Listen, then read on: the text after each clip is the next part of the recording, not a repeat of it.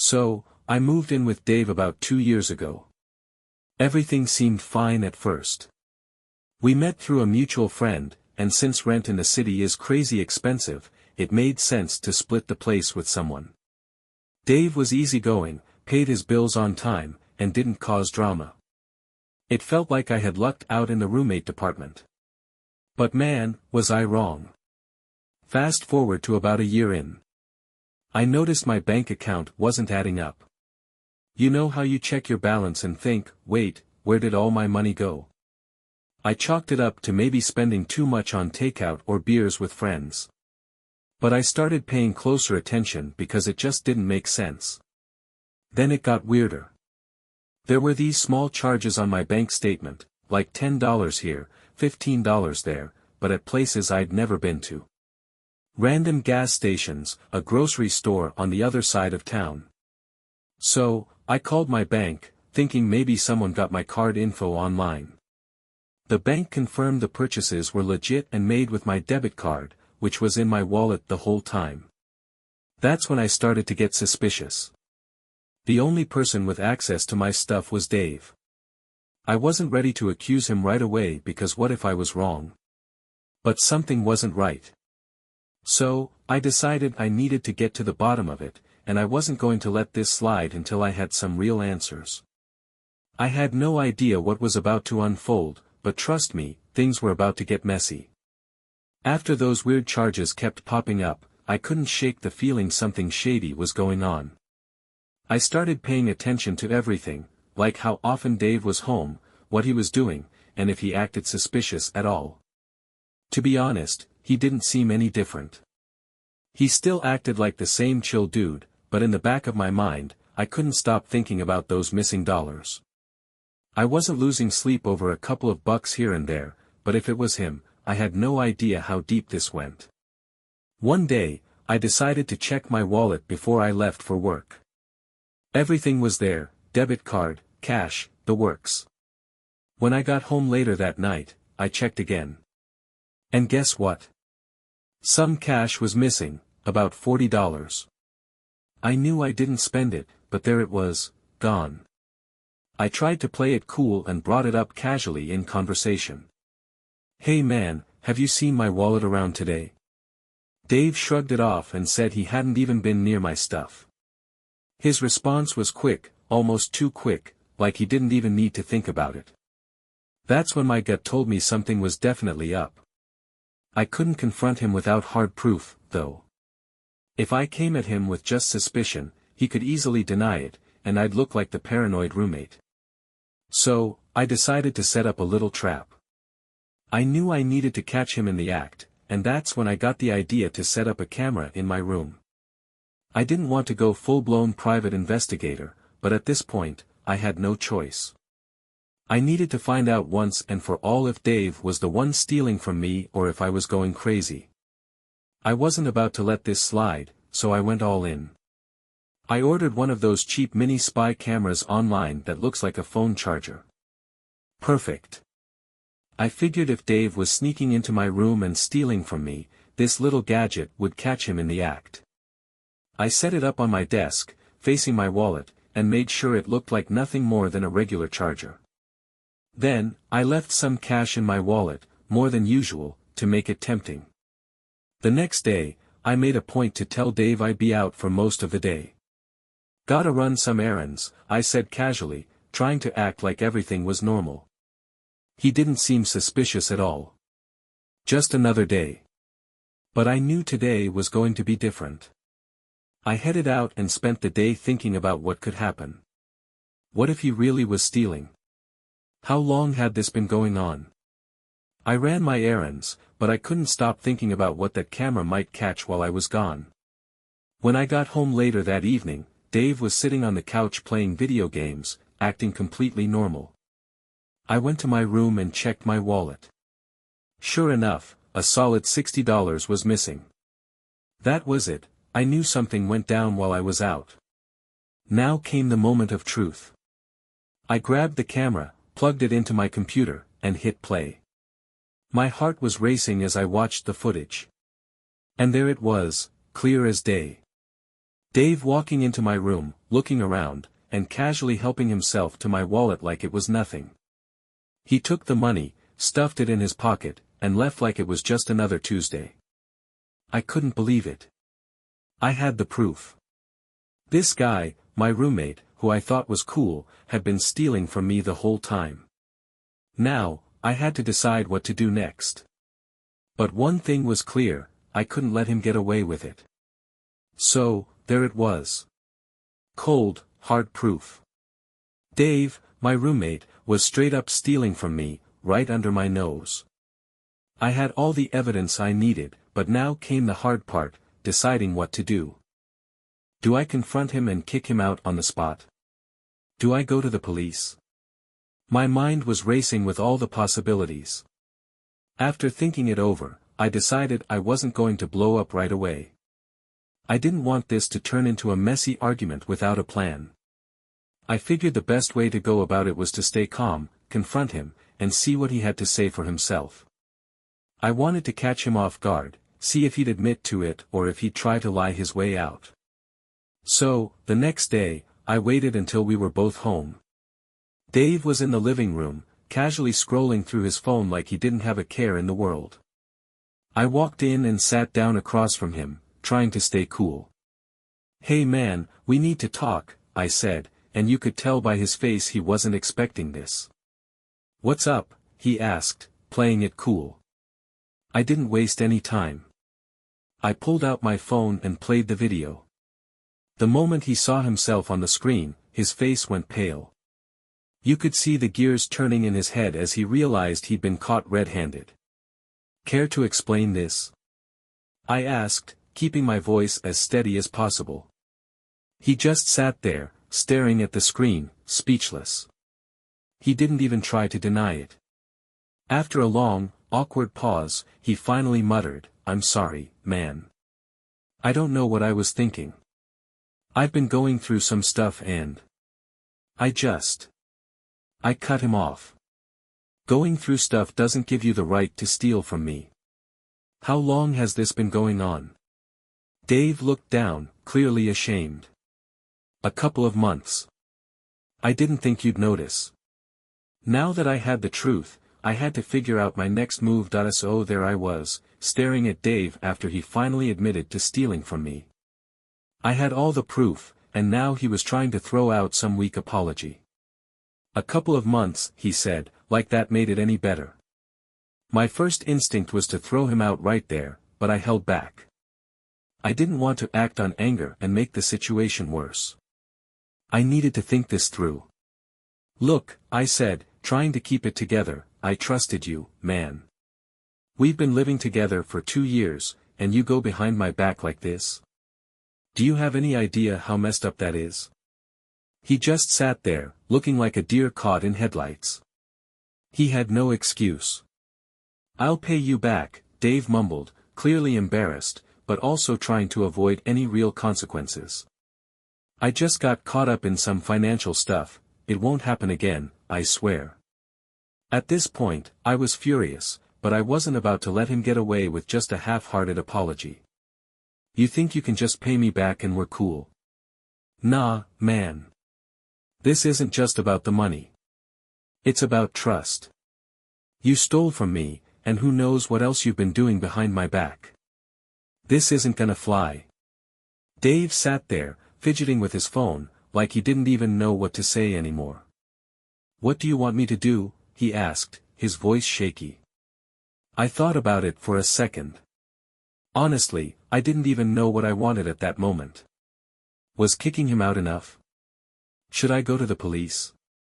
Part of me wanted to, but I also didn't want to blow up my life by dealing with all that legal mess. "I don't know yet," I finally said. "But I'm not letting this slide." I walked out of the room to cool down, leaving Dave sitting there, knowing that he was in serious trouble.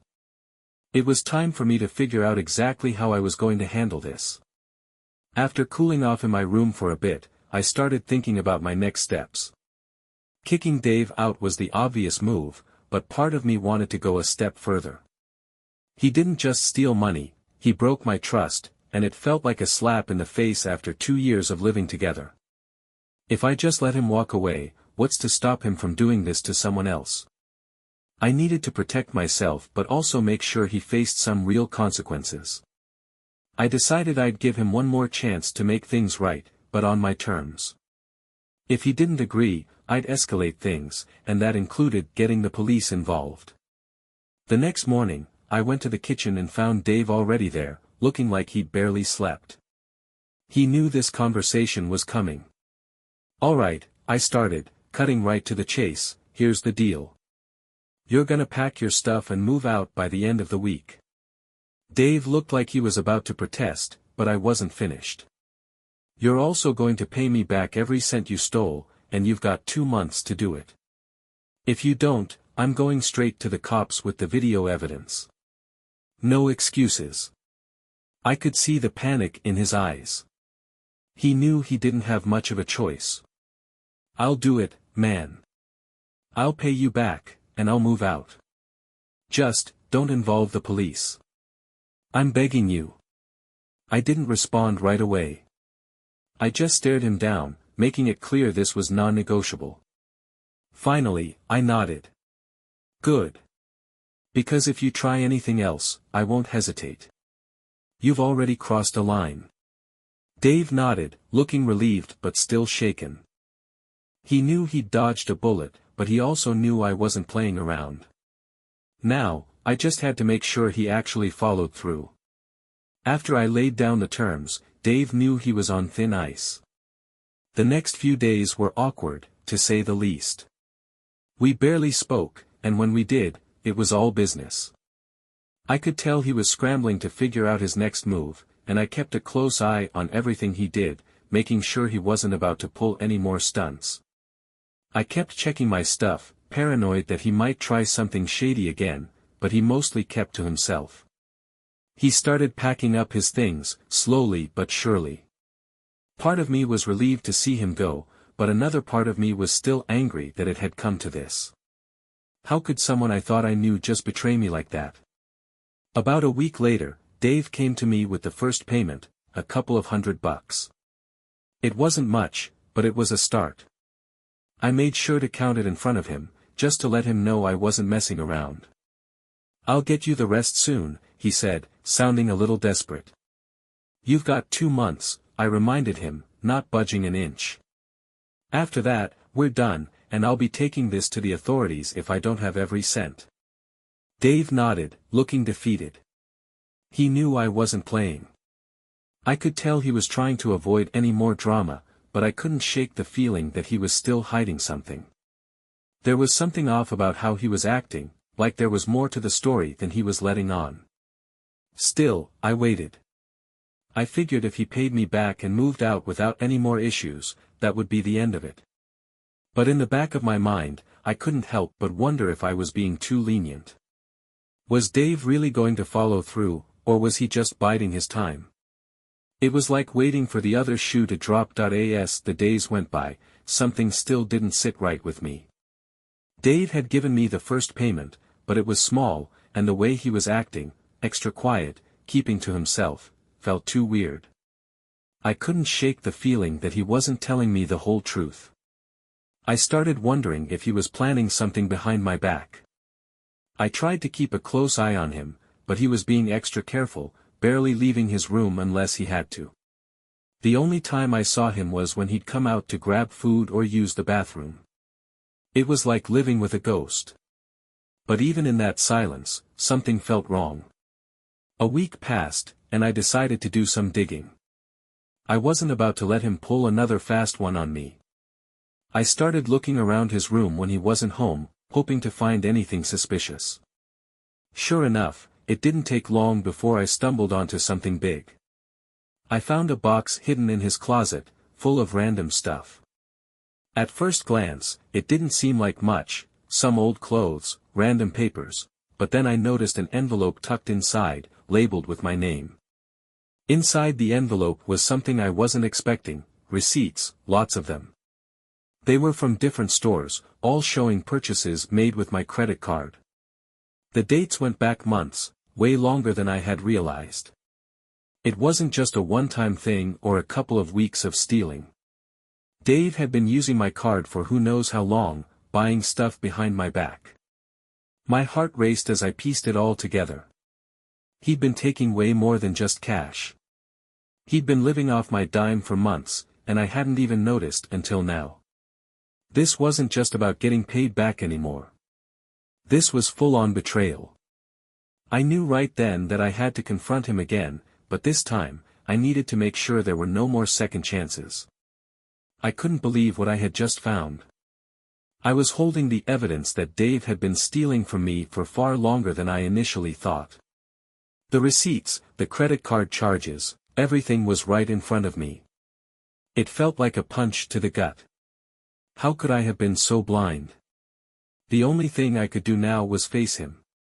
I couldn't let this slide. I wasn't going to be a pushover anymore. Dave had crossed a line, and I needed to make sure he understood just how serious this was. So, I waited for him to come home that night, knowing that this conversation would change everything. When Dave walked through the door, he seemed normal at first, almost too normal. I didn't say anything right away. I just stared at him, letting the silence build.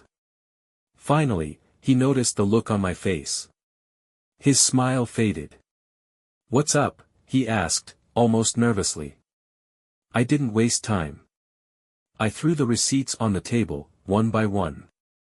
"Explain this," I said, my voice steady but cold. "How long has this been going on?" Dave's face went pale. He must have realized the gig was up. He stammered, trying to find words, but none came. He finally sighed and dropped his head. "I didn't mean for it to get this far," he admitted, his voice weak.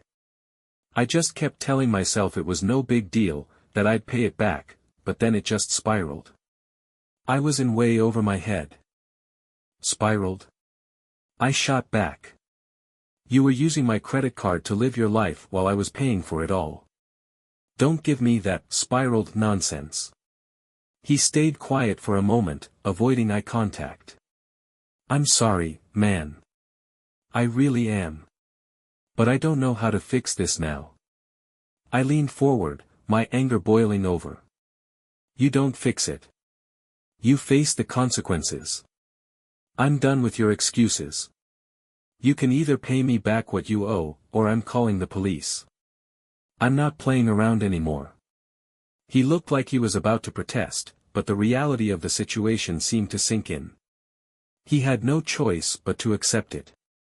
Finally, he nodded, though I could see the fear in his eyes. "I'll get you the money," he said, his voice trembling. "But please, don't call the cops." I didn't respond right away. Instead, I stood up and walked toward the door, making sure he saw just how serious I was. "You've got 1 week. Pay up or I'm done being nice." The week dragged on, and I kept my distance from Dave. He seemed to be on edge every time we passed each other in the apartment, but he didn't bring up the money. Every day that went by, I felt the pressure building, on both sides. I had one foot out the door, ready to take things to the next level if he didn't come through. But deep down, I kept wondering if he'd really follow through, or if he'd try to talk his way out of it again. By the 6th day, I was getting more anxious. I hadn't seen any signs that Dave was working on paying me back. No phone calls, no money appearing in my account, nothing. I figured he was either stalling or planning something. I wasn't about to let him get away with it. That night, I decided to give him one last chance to come clean. I had already made up my mind that if he didn't come through, I was calling the police. I couldn't just let him walk away without facing any consequences. He had already stolen from me once, and I wasn't about to let it happen again. I waited until after dinner, then went into the living room. Dave was sitting on the couch, glued to his phone, acting like everything was fine. It was time to end the waiting game. "All right, Dave," I said, sitting down across from him. "Tomorrow is your last chance. If you don't have the full payment by then, I'm calling the cops." He looked up, surprised, but then quickly tried to play it cool. "I told you, I'm getting it. I'll have the rest of it soon." Just give me a little more time. I've given you more than enough time, I shot back. I told you from the beginning what would happen if you didn't pay up. I'm not waiting any longer. He tried to argue, but I cut him off. Tomorrow, I want it all. Or I'm calling the cops. No more excuses. His face turned pale again, and I saw the panic in his eyes. This time, I knew he wasn't going to try and talk his way out of it. It was the end of the line for him. As I stood up to leave, I could hear him muttering something under his breath. But I didn't care anymore. I was done with the games. The next day would be the final test. The next morning came and went with no word from Dave. I was starting to lose patience. The whole situation had drained me, but I stuck to my plan. No more second chances. If he wasn't going to take me seriously, I was done. I wasn't going to let him keep walking all over me. By 3 p.m., I still hadn't heard from him. I decided to take matters into my own hands. I grabbed my phone, opened up the police station's number, and almost dialed it.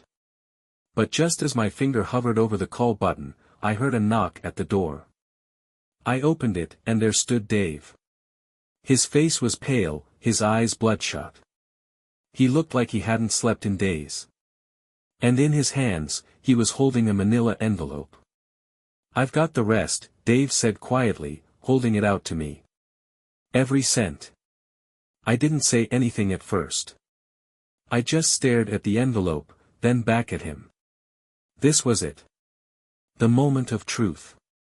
Slowly, I took the envelope from his hands. I opened it up, and there it was, cash. A thick stack of bills. I started counting, one by one, feeling the weight of the money in my hands. When I was done, I confirmed that it was the full amount he owed. Dave was still standing there, nervously shifting from foot to foot. I could see that he was waiting for me to say something, to let him off the hook, but I wasn't ready to forgive him just yet. "I'm glad you came through," I finally said, holding up the envelope. "But I'm still calling the cops." His eyes widened, and his face went pale. Wait. You said you wouldn't if I paid up." "And you did," I said, "but it's not just about the money, Dave. You took advantage of me. You betrayed my trust. And that's not something I can just let slide." I watched as the realization hit him. He knew I wasn't going to back down. It was over. But I thought we were friends, man. "Please don't do this," he begged, but it was too late. I turned away, walking out the door. It was time for him to face the consequences. After everything that had happened, I had made up my mind.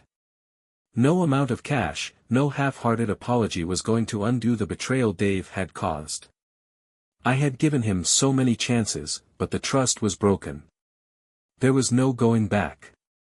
As I stepped out of the room, I could feel the weight of the decision. It was a huge one, to involve the police, but I knew it was the right thing to do. I'd been patient, but this wasn't just about money anymore. It was about principle. He had stolen from me repeatedly, and it wasn't something I could let slide. I grabbed my phone, hesitating for just a moment before dialing the local police station. I explained the situation, how Dave had used my credit card without permission, how he'd been stealing for months, and how I had given him multiple chances to make things right. The officer on the other end was calm but firm, taking all the details down. Within the hour, 2 officers showed up at the apartment. I wasn't sure how Dave was going to react, but I knew he had no more room to maneuver. This time, it was out of my hands. I had done everything I could to resolve it calmly, but it wasn't enough. The law was going to handle the rest. When the officers knocked on the door, Dave froze. I could see him in the hallway, looking like a deer caught in headlights. His face was drained of color. He knew what was coming, and there was no getting out of it. The officers were polite but firm, asking him questions about the stolen money and the credit card transactions. They didn't waste any time with pleasantries. Dave tried to talk his way out of it, saying he hadn't meant for things to get this far, but the proof was right in front of him. "I'm really sorry," Dave kept repeating, but the officers weren't interested in apologies. It was clear they had heard it all before. After a few minutes of questioning, the officers placed Dave under arrest.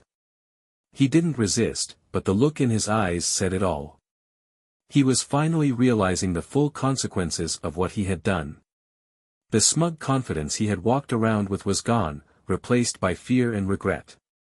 As they led him out of the apartment in cuffs, I couldn't help but feel a strange sense of relief. This was the closure I needed. It was over. The days after Dave's arrest were a whirlwind. The apartment was eerily quiet. I got a call from the police the next morning, asking if I was willing to press charges. Of course, I agreed. Dave had stolen from me for months, and I wasn't about to let him get away with it. I had done everything I could to resolve it without involving the authorities, but now it was in their hands. The detective explained that they'd be following up with me as the case progressed. Meanwhile, word started to spread among our mutual friends. People had noticed that something was off between me and Dave, but no one knew the full story. They started reaching out to me, asking what had happened, and I found myself explaining the situation over and over. Some were shocked, others just disappointed. A few people took Dave's side, but most were on my side, shocked that he had been so reckless and selfish. One of our old friends, Chris, reached out to me a few days later, wanting to meet up. I agreed, and we went out for coffee to catch up. As we sat down, he started asking about Dave. He seemed genuinely concerned, but I could tell there was more to the story. "I don't know if you know this," Chris said, looking uneasy, "but Dave has been in some serious debt for a while. His family's been bailing him out, but they didn't want anyone to know. I think that's why he started taking money from you." That hit me like a ton of bricks. I knew Dave had been struggling financially, but I didn't know it was this bad. It didn't excuse what he had done, but it made me realize just how deep his problems ran. Still, that didn't change the fact that he had crossed a line with me. Chris also told me that Dave was facing criminal charges and that he could be looking at jail time.